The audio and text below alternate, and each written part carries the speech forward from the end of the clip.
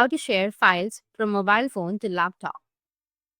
So if you want to share your files from mobile phone to your laptop, then you just need simply take a USB cable and connect your USB cable to the laptop and to your mobile device. And make sure that you allowed all of the files to transfer. You need to go with your settings on your mobile device and then go with USB and select file transfer. After that, you need to open up your file explorer on your laptop or your PC.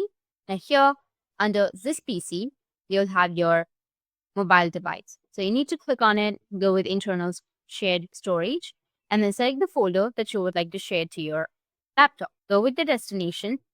Now, for example, if I want to share this folder, I'll just simply drag and drop that and just wait for a few seconds. And as you can see that the files have been shared from mobile phone to laptop. So that's it. And if you have any questions, feel free to comment below. Thanks for watching.